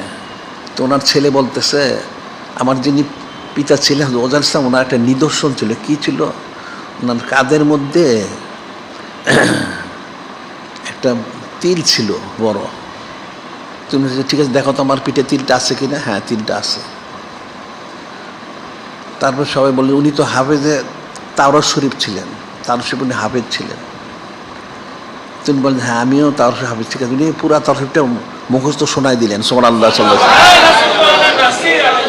সবাই এটা মেনে নিল। তুমি তোমাদেরকে আমি আরেকটা নিদর্শন দেখাবো, আমার সাথে চলো। উনি নিয়ে গেলেন, এক স্থান নিয়ে গেলেন, গর্ত খোঁড়া হলো, একটা তাওরাত শরীফ, একটা নুসখা, একটা তাওরাত শরীফ বের হইল। এনে অনেক দিন হয়ে গেছে, 100 বছর হয়ে গেছে, একটু অস্পষ্ট হয়ে গেছে। মানে এটা উনি, ওনার যে পিতা ছিলেন হযরত জারওয়া রহমতুল্লাহ রায়, ওনারা ওই জালেমদের থেকে বাঁচানোর জন্য এটা মাটিতে পুঁতে রেখেছিলেন, যাতে সে তাওরাত শরীফটা ক্ষতি করতে না পারে। উনি বের করে দিলেন, দেখালেন, তাদেরকে দেখানোর পরে কিছু অস্পষ্টগুলি উনি স্পষ্ট করে দিলেন, তাদেরকে দিয়ে দিলেন। এখন প্রমাণ হলো, হ্যাঁ সত্যি উনি হযরত উযা আলাইহিস সালাম, ওনার বয়স এখন 40-100 বছর অতিবাহিত হয়ে গেছে, কিন্তু ওনার কিন্তু বয়স অতিবাহিত হয় নাই। ওনার ছেলে নাতি, ওনার ভাই, খাদেম খুদ্দাম যারা ছিল সব বৃদ্ধ হয়ে গেছে, অনেক ইন্তেকালও করেছে। এই যে বিষয়টা কোরআন আল্লাহ বললেন, হযরত উযা আলাইহিস সালাম উনি একজন রসুল, হ্যাঁ ঠিক আছে, ওনার প্রতি কিন্তু কোনো সময় অতিবাহিত হয় নাই, সময় কিন্তু ঠিক গতিতে চলছে। এখন নূরে মুজাসসাম হাবিবুল্লাহ হুজুর পাক সাল্লাল্লাহু আলাইহি ওয়াসাল্লাম মেরাজ শরীফে গেলেন, এখন ওনার বুলন্দি শান করতে আরো বেশি, ওনার কিন্তু কোনো সময় অতিবাহিত হয়নি। সুবহানাল্লাহ। এখানে তো 100 বছর অতিবাহিত হয়েছেন ঠিকই, কিন্তু ওনার উপরে কোনো সময় অতিবাহিত হয় নাই, উনি যা ছিলেন তাই। আর নূরে মুজাসসাম হাবিবুল্লাহ হুজুর পাক সাল্লাল্লাহু আলাইহি ওয়াসাল্লাম ওনার বিষয় হচ্ছেন যে কোনো সময় অতিবাহিত হয়নি। উনি যখন মেরাজ শরীফে ফিরে আসলেন, বলা হচ্ছে দরজার কড়াটা যে সেটা নড়তে ছিল, বিছানা মরক গরম ছিল, অজু মরক যে করেছেন সে পানিগুলি মরুভূমিতে পানি পরে পরেই তো টেনে নেয়, কিন্তু সে পানিগুলো ছিল তখনও, যে সময় অতিবাহিত হওয়ার আগেই তিনি মেরাজ শরীফ করেছেন, প্রত্যাবর্তন করেছেন। তো ওনার যে বুলন্দি শান মরক, সেটা হচ্ছে এটা বহিঃপ্রকাশ, কুল্লা ইয়াউমিন হুয়া ফী শান, একের সময় এক শান মরক প্রকাশ করা হয়।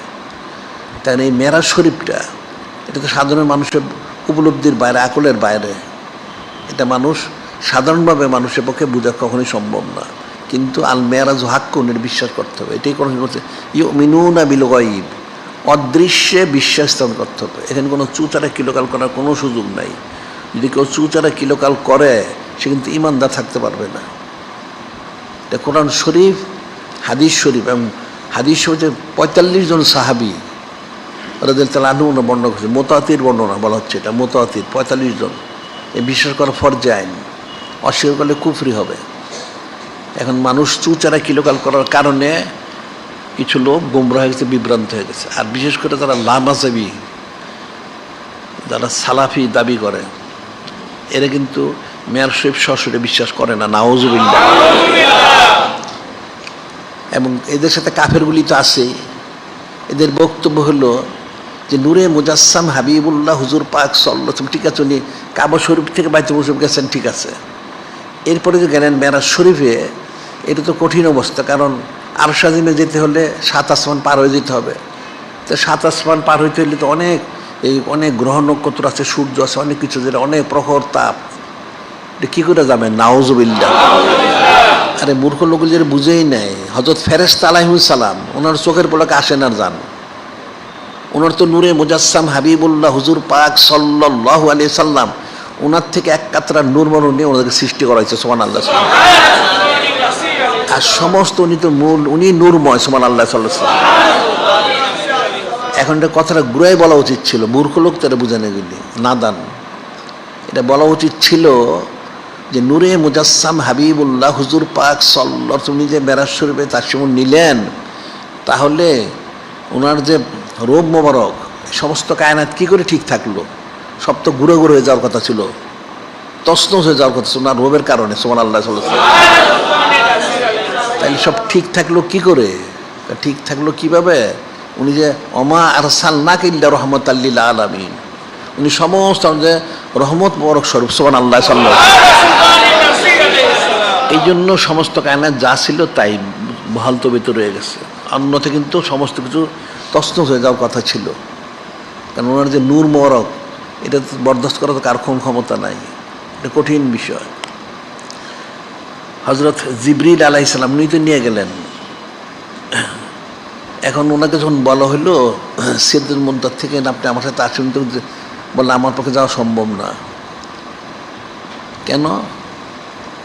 আগার একসের মুয়ে বর্তর পড়াম, ফুরুগে তাজাল্লি বসুজত পড়াম।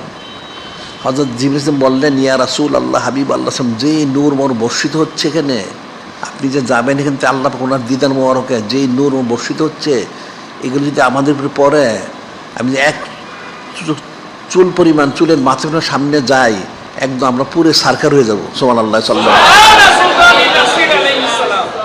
কিন্তু নূরে মুজাসসাম হাবিবুল্লাহ হুজুর পাক সাল্লাল্লাহু আলাইহি ওয়াসাল্লাম ঠিকই তো দিদার মোবারক করলেন। এই যে বিষয়গুলি সূক্ষ্ম বিষয়। এখন মেরাজ শরীফ সশরীর হয়েছেন এবং এটা হচ্ছে মক্কা শরীফে 51তম বছর বয়স মোবারকে রজবুল হারাম শরীফ 27 তারিখ ইমুল ইসলাম সাইসুদুল আইয়াম শরীফ অর্থাৎ সোমবারে এবং রাত্রিবেলা সশরীরে এটা সংগঠিত হয়েছেন। সুবহানাল্লাহ সাল্লাল্লাহু আলাইহি ওয়াসাল্লাম।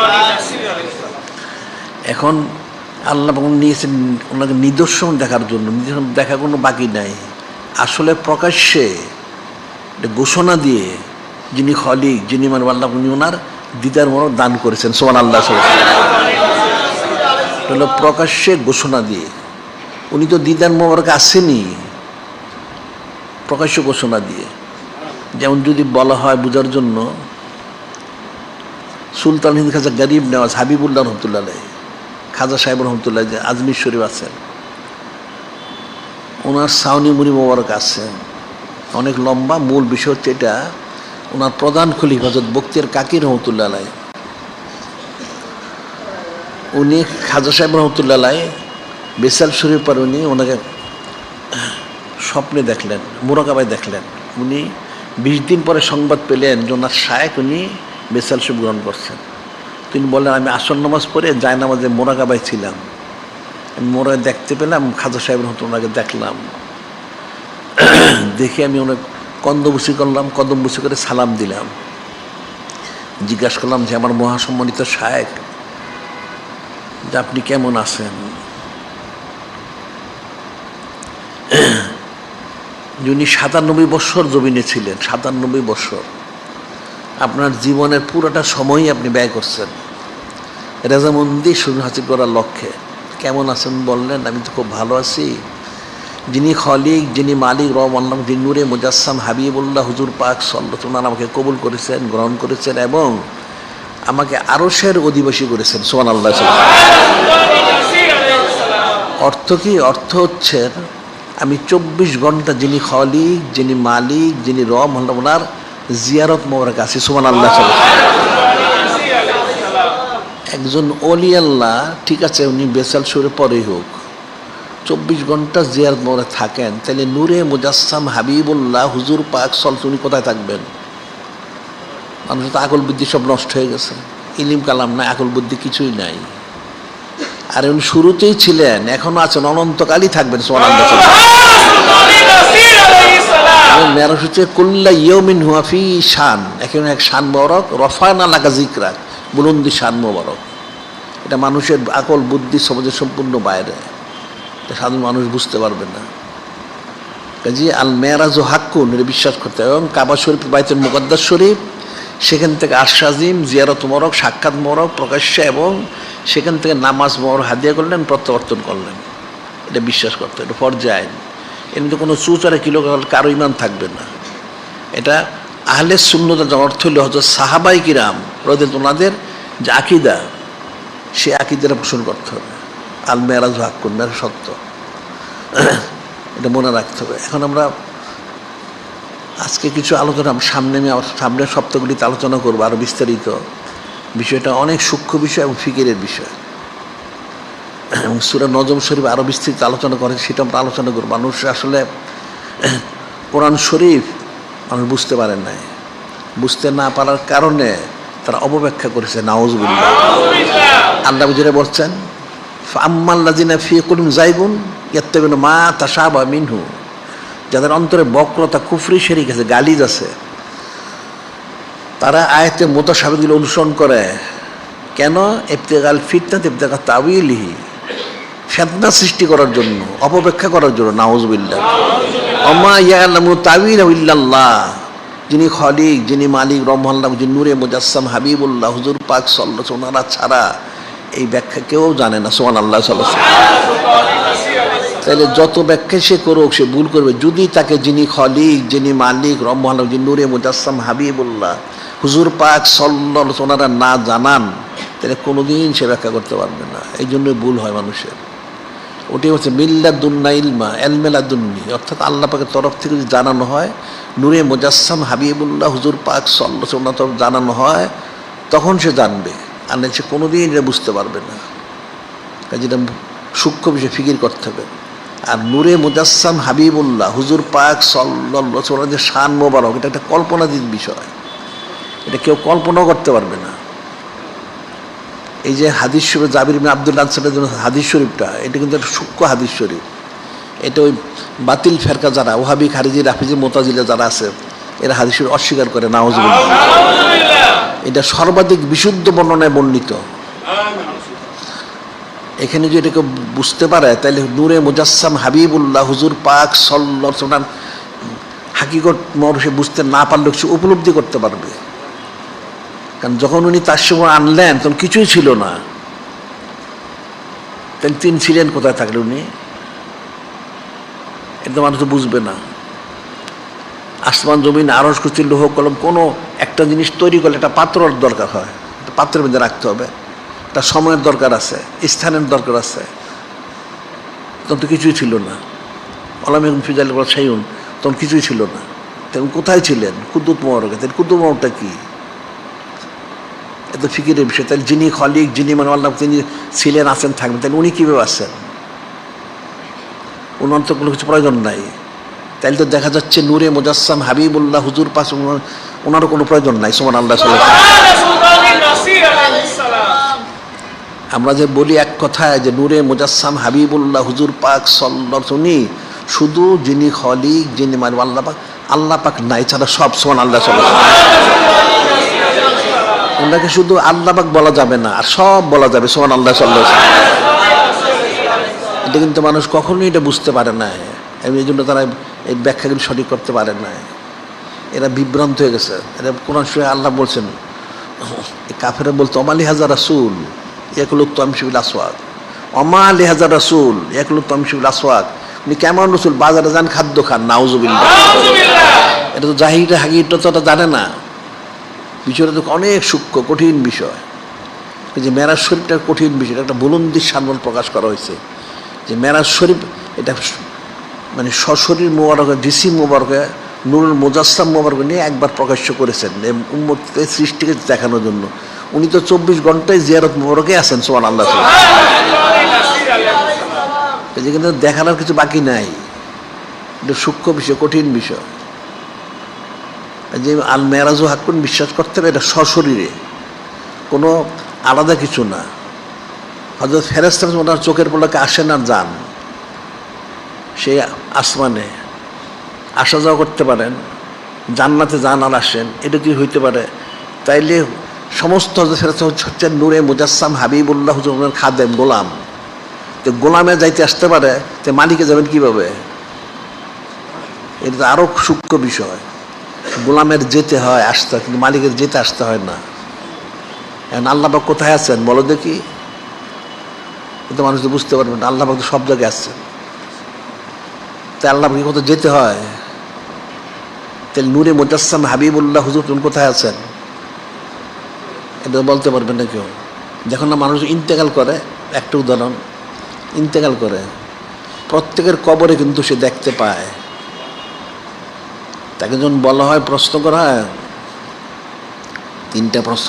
অমর রব্বুকা, তোমার রব তাআলাকে, ওমান নবিয়ুকা, ওমান হাজার রাজুল, আমার দিনুকা, দিন ইসলাম কি, আর সে মধ্যে যেটা বলা হচ্ছে তোমার নবীকে, তখন কিন্তু নূরে মুজাসসাম হাবিবুল্লাহ হুজুর ওনাকে সে সামনে দেখতে পায়। মানে ওমান হাজার রাজুল, উনি কে? যদি সে ইমানদার সে বলতে পারবে, আর সে বলতে পারবে না। তাহলে এই যখন দেখা যাচ্ছে কোটি কোটি একবার মারা যাচ্ছে কবরের মধ্যে, তারা দেখতেছে, তাহলে উনি কি সবার কবরে যান? নাউজুবিল্লাহ। উনি তো কারো মুহতাজ না, উনি সব জায়গায় আছেন। পর্দাটা সরাই দেওয়া হয়। সুবহানাল্লাহ। শুধু পর্দাটা সরাই দিলে সে দেখতে পায়। বিষয় অনেক কঠিন, সূক্ষ্ম বিষয়। এখানে আকীদার সূক্ষ্ম বিষয় আছে। এটা এগুলি মানুষ না বুঝার কারণে মানুষ অপব্যাখ্যা করে। নাউজুবিল্লাহ। এটা কোনো স্বাভাবিক আকল দিয়ে বোঝা সম্ভব না। এটা কঠিন বিষয়। তো যিনি খলিক, যিনি মালিক, রব আল্লাহ, তিনি যখন বেনিয়াস সমাদ, একইভাবে নূরে মুজাসসাম হাবিবুল্লাহ হুজুর পাক সাল্লাল্লাহু আলাইহি ওয়াসাল্লাম তিনিও বেনিয়াস সমাদ। সুবহানাল্লাহ। তবে পার্থক্য শুধু এতটুকু, যিনি খলিক, যিনি মালিক, রব আল্লাহ, উনি কুদরতময়, আর ঠিক নূরে মুজাসসাম হাবিবুল্লাহ হুজুর পাক সাল্লাল্লাহু উনিও কুদ্দুস, তবে যিনি খলিক, যিনি মানে রব আর মহান আল্লাহ, ওনার মাধ্যমে সুবহানাল্লাহ সাল্লাল্লাহু আলাইহি ওয়াসাল্লাম। এতটুকু পার্থক্য, আর কোনো পার্থক্য নাই। এই জন্য আমরা বলি এক কথা, ওনাকে শুধু আল্লাহ পাক বলা যাবে না, সব বলা যাবে সুবহানাল্লাহ সাল্লাল্লাহু আলাইহি ওয়াসাল্লাম। এই বুলন্দি শানটা বুঝতে হবে। যিনি খলিক, যিনি মারু, আল্লাহ যেন হাকিকিভাবে আমাদেরকে বিষয়টা বুঝার জন্য তৌফিক দান করেন। কারণ আকীদা শুদ্ধ না হইলে কোনো দিন কেউ কিন্তু হাকিকতে পৌঁছতে পারবে না। আকীদা শুদ্ধ না হইলে সে কখনোই সে তাকমিলে পৌঁছতে পারবে না। আকীদাটা শুদ্ধ হইতে হবে। যার আকীদা যত বিশুদ্ধ, সে তত বেশি মহব্বত, মারিফত, নিসবত, কুরবত, রাজমন্দি সন্ন্যাসী হাসিল করতে পারবে সুবহানাল্লাহ। এটা মনে রাখতে হবে। কাজে যিনি খলিক, যিনি মালিক, আল্লাহ হাকিকিভাবে আমাদেরকে সেই সহি সমস্ত জন্য দান করেন।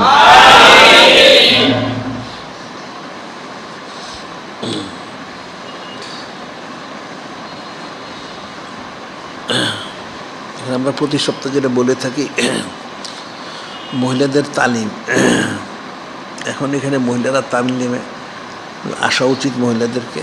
আর এরপরে প্রত্যেকের ব্যক্তিগত পারিবারিক তালিমটা জারি করা উচিত, পরিবারের তালিমটা প্রতিদিন, এটা আমরা বলে থাকি।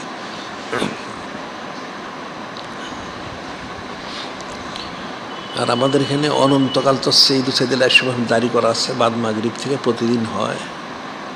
এখানে প্রত্যেকের আসা উচিত। যদি কেউ আসতে না পারে তাহলে সে আমাদের সিরাতুল মুস্তাফা সংযোগ নিয়ে যেন শোনে।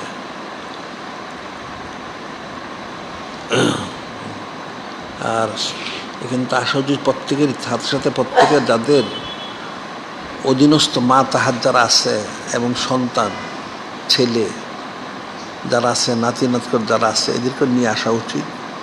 আর মেয়েদেরকে ভিতরে আনা উচিত। এটা প্রত্যেকে তার নিজের সিলসিলাটা যেন সে ঠিক রাখে। কারণ সে মারা গেলে তার জন্য দোয়া করবে কে? তার যদি ছেলে মেয়েরা যদি তার দিনদান না হয় তাহলে জীবনে কেউ দোয়া করবে না, নাউযুবিল্লাহ। এটা প্রত্যেকে মনে রাখবে। প্রত্যেকে তোমাদের ছেলে আছে, মেয়ে আছে, বা মেয়ের আহাল স্বামী থাকে, বা নাতি নাত করে, সবাইকে এখানে দর্শনে নিয়ে আসবে। আস্তে আস্তে দিনদার হলে তোমার সিলসিলা থাকবে, তোমার জন্য তারা দোয়া করবে।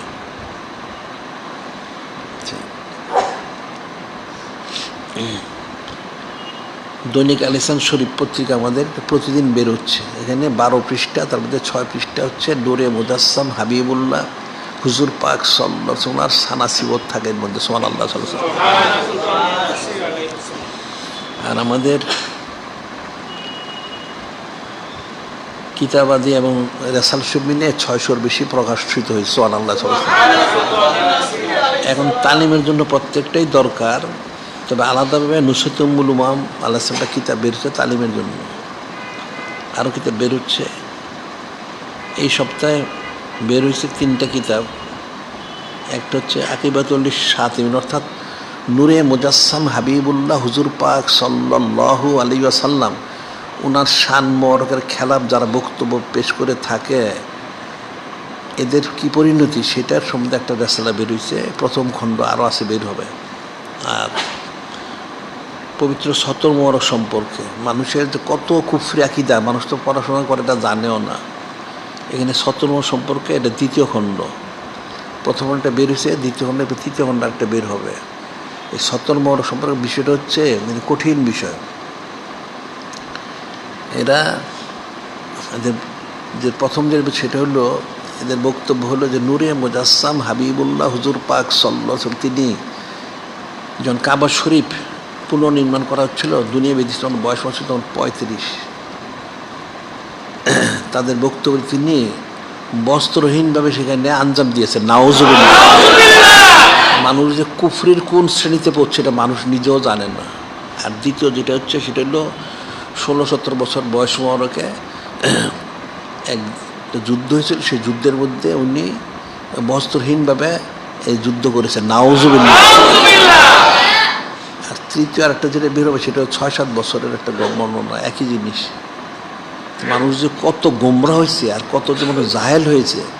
আগে যে কুফরি, এরা নূরে মুজাসসাম হাবিবুল্লাহ হুজুর পাক সাল্লাল্লাহু আলাইহি ওয়াসাল্লাম যে বুলন্দি শান মোবারক, এদের তারা বিন্দু থেকে বিন্দুতম উপলব্ধি করতে পারে না, নাউযুবিল্লাহ। একটা শরীফ লোক, সাধারণ লোক, একটা যদি কাফের হয় সেটা আলাদা কথা, ইমানদার যারা পরেশগার তারা তো সাধারণত কখনোই বিবস্ত্র হয় না মানুষের সামনে। আর এখানে তারা কীভাবে এগুলি বর্ণনা করলো নাউজুবিল্লাহ, সেগুলি খণ্ডনমূলক। প্রথম খণ্ড বের হয়েছিল, দ্বিতীয় খণ্ড, তৃতীয় খণ্ড একটা বের হবে। আর আরেকটা হচ্ছে কুকুর সম্পর্কে, কুকুর নিধন। এখন তো সারা দেশে কুকুর ভরে গেছে। এই কাফেরগুলি ওলা জাহেলগুলি এরা আইন করেছে, কোনো কুকুরকে কেউ হত্যা করলে তার 6 মাস থেকে 2 বছর পর্যন্ত জেল দেওয়া হবে। নাউজুবিল্লাহ। অথচ হাদিস রয়েছে, নূরে মুজাসসাম হাবিবুল্লাহ হুজুর পাক সাল্লাল্লাহু আলাইহি নিশান করেন 3 প্রকার কুকুর ছাড়া সমস্ত কুকুরকে মেরে ফেলতে হবে, মানুষকে কষ্ট দেয়। 3 প্রকার কুকুর কোনটা? একটা হলো বাড়িঘর পাহারা দেয় যারা, যে কুকুরগুলি দিয়ে প্রত্যেকটা চিহ্নিত করতে হবে, এটা গলার মধ্যে একটা কিছু চিহ্ন দিতে হবে যেটা গৃহপালিত, 1 নম্বর। 2 নম্বর হলো অনেকে খ্যাত খামার পাহারা দেওয়ার জন্য কুকুর, খ্যাত খামার পাহারা দেওয়ার জন্য কুকুর পালে মানুষ, এটা। আর 3 নম্বর হচ্ছে শিকারী কুকুর, যে কুকুরদের শিকার করা হয়। এই 3 শ্রেণী ছাড়া কোনো কুকুর লালন পালন করা জায়েজ নেই। লালন পালন করলে প্রতিদিন তার 2 কিরাত নেকি তার কমে যাবে। নাউজুবিল্লাহ। এক কিরাত হচ্ছে উহুদ পাহাড় পরিমাণ নেকি। নাউজুবিল্লাহ। আর কুকুর যেখানে থাকে সেখানে রহমতের ফেরেশতা থাকেন না। আবার কুকুর পালতে অনেক শর্ত সারায়ত আছে, সেটার মধ্যে সেই সম্পর্কে আমাদের একটা আলোচনা বের হয়েছে, এটা প্রত্যেক তোমার সংগ্রহ করা উচিত।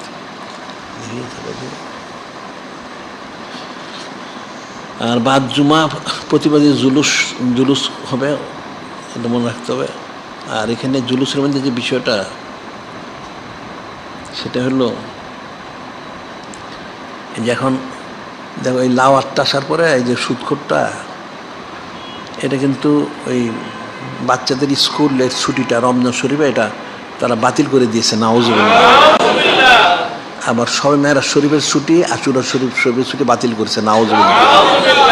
এখানে 98 জন মুসলমান, মুসলমানের দেশে এইগুলি কী করে বাতিল হয়, এটার জন্য বলছি আমরা সারা দেশে এটা প্রতিবাদ করা, সবাই প্রতিবাদ করা উচিত এই লাওয়ারটার বিরুদ্ধে। এই জন্য প্রতিবাদের জুলুস আজকে আমাদের এখানে হবে, বাদ জুমার পরে আলোচনা হবে। জুলুস মানে মিছিল করে যেটা, ওটা জুলুস বলা হয়।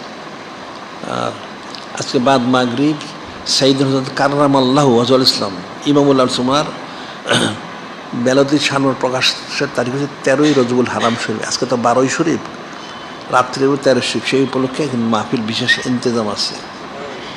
আর আগামীকাল বাদ মাগরিব সাইয়্যিদুল হযরত উম্মুল মুমিনিন আর রবে আলাইহিস সালাম, ওনার বেলাদুল শানু প্রকাশ তারিখ। আর এর সাথে সাথে হযরত ইমাম সাদিস মিন আহলে বাইত রাসূল ওনার বিশাল শরীফ, এবং আছে এটা তো শুধু খাজা গরিব নওয়াজ হাবিবুল্লাহ, ওনারও তো বেসাল শরীফের তারিখ 14 রজবুল হারাম শরীফ। এটা আগামীকাল মাহফিল। আর এরপর হচ্ছে লাইলাতুল আজিম শরীফ বাদ মাগরিব, সেই দিন আছে, সেটা হলো সিফতাতুর রসুল আল উলা আলাইহিস সালাম, ওনার 42 প্রকাশ দিবস। এই 15 রজবুল হারাম শরীফ, ওই 15 রজবুল হারাম শরীফ হচ্ছে কিবলা পরিবর্তনের তারিখ। বাইতুল মুকাদ্দাস শরীফ থেকে কাবা শরীফে কিবলা পরিবর্তন করা হলো, সেটা হলো 2 হিজরি শরীফের 15 রজবুল হারাম শরীফ, সেটা 15 তারিখ। আর 15 তারিখে আবার মাদ্রাসার ছাত্র এবং অভিভাবকদের এখানে মজলিস আছে। ছাত্র এবং যারা অভিভাবক এদের মজলিস, এখানে বিশেষ তাদের মজলিস, তালিম মজলিস আছে। আবার সাপ্তাহিক মজলিসও হবে। আর এরপর হচ্ছে লাইলাতুল সোলাসা বাদ মাগরিব, তারপরের দিন সেন হযরত উম্মুর রদা আল উলা আলাইহিস সালাম, ওনার 42 প্রকাশ দিবস। উম্মুর রদা হচ্ছেন যিনি দুধ পান করাইছেন,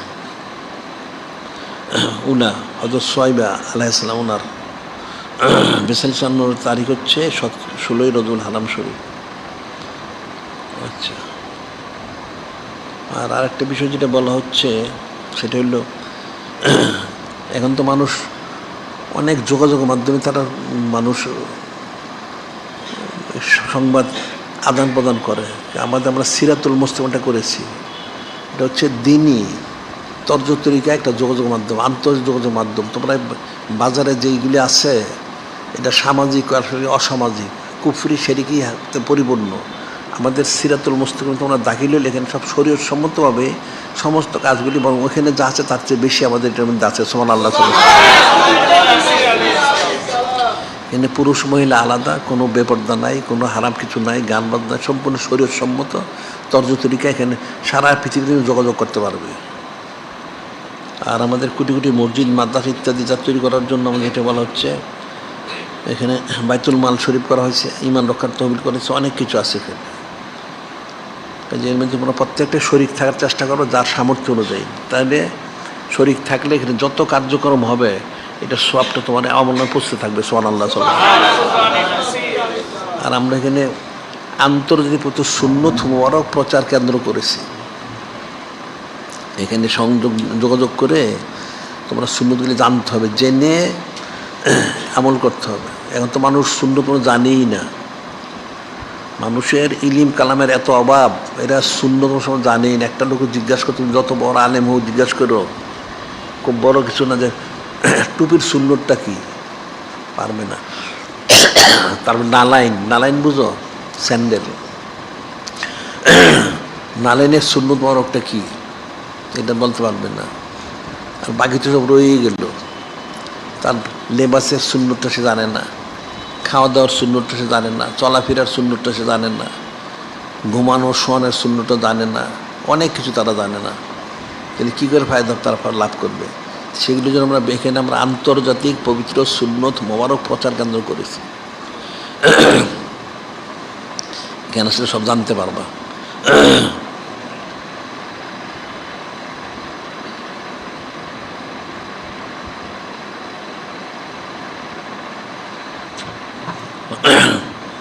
তারপরে মসজিদ তো মসজিদে তো মানুষ নামাজ পড়ে, ওয়াজ করে, জুমা আদায় করে।